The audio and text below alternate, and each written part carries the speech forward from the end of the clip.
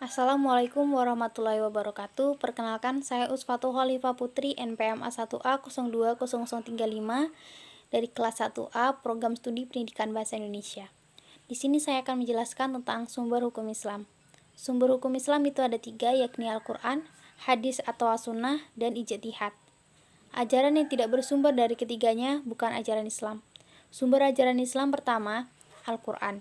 Kedua, hadis atau as-sunnah, sedangkan yang ketiga adalah ijtihad.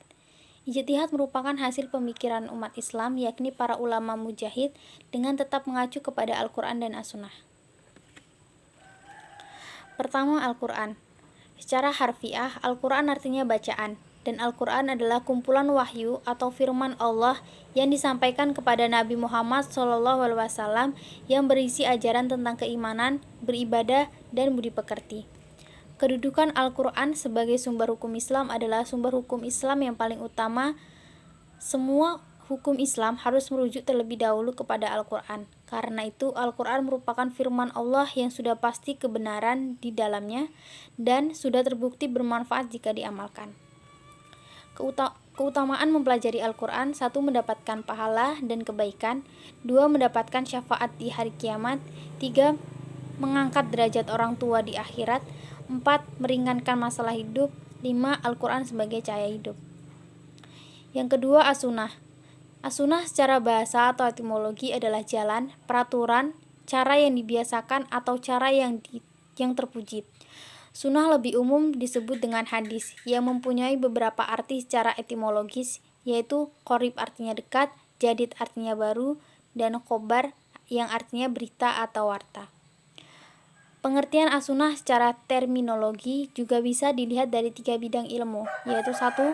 Menurut ulama ahli hadis, sunnah identik dengan hadis, yaitu semua yang disandarkan kepada Nabi Muhammad SAW, baik perkataan, perbuatan, atau ketetapannya sebagai manusia biasa, termasuk akhlaknya, baik sebelum dan sesudah menjadi rasul. 2. Menurut ulama ushul fiqh, sunnah diartikan semua yang lahir di Nabi Muhammad SAW, baik berupa perkataan, perbuatan, ataupun pengakuan. 3. Sunnah menurut para ahli fiqh di samping mempunyai arti seperti yang dikemukakan para ulama ushul fiqh, juga dimaksudkan sebagai salah satu hukum taklifi yang mengandung pengertian-pengertian perbuatan yang apabila dikerjakan mendapatkan pahala, dan apabila ditinggalkan tidak berdosa. Pembagian as-sunnah. Pembagian as-sunnah atau hadis berdasarkan definisi menurut para ahli di atas dapat dibedakan menjadi 3, yaitu sunnah qauliyah. Sunnah qauliyah yaitu kabar berupa perkataan Nabi SAW yang didengar dan disampaikan oleh seorang atau beberapa sahabat kepada orang lain. 2. Sunnah fi'liyah. Sunnah fi'liyah yaitu setiap perbuatan yang dilakukan oleh Nabi SAW yang diketahui dan disampaikan oleh para sahabat kepada orang lain, seperti tata cara menunaikan sholat 5 waktu yang dipraktekkan Nabi, cara berwudu, dan cara haji. 3. Sunnah takririyah. Sunnah takririyah yaitu suatu yang timbul dari sahabat Rasulullah SAW yang telah diakui oleh beliau, baik berupa ucapan maupun perbuatan. Sedangkan as-sunnah ditinjau dari pratiwi-pratiwinya dari Rasulullah SAW dibagi menjadi 3 macam, yaitu 1. Sunnah mutawatirah. Sunnah mutawatirah adalah sunnah yang diriwayatkan dari Rasulullah oleh sekumpulan perawi yang menurut kebiasaannya individu-individunya itu tidak mungkin sepakat untuk berbohong. 2. Sunnah masyhurah.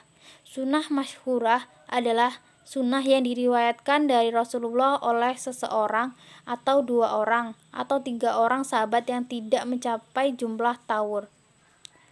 3. Sunnah ahad.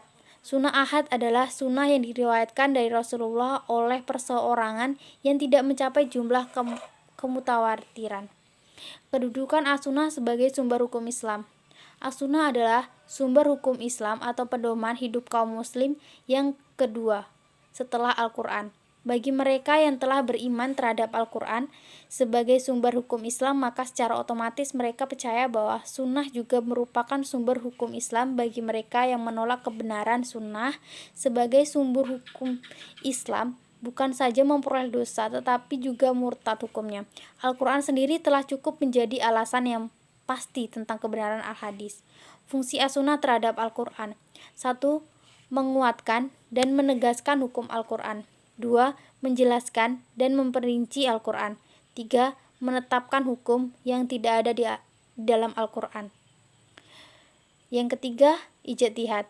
Pengertian ijtihad. Ijtihad menurut etimologi yaitu mencurahkan segala daya upaya untuk mencapai dan mewujudkan suatu urusan atau kepentingan. Ijtihad menurut etimologi yaitu usaha yang harus dilakukan oleh seorang faqih dengan mencurahkan segala kemampuan berpikirnya guna mengeluarkan dan menjelaskan hukum syar'i dan dalil-dalil syara. Fungsi dan kedudukan ijtihad. Fungsi ijtihad ialah untuk menetapkan hukum suatu yang tidak ditemukan dalil hukumnya secara pasti di dalam Al-Quran dan hadis. Ijtihad menempati kedudukan sebagai sumber hukum Islam setelah Al-Quran dan hadis atau as-sunnah. Terima kasih, sekian penjelasan dari saya. Wassalamualaikum warahmatullahi wabarakatuh.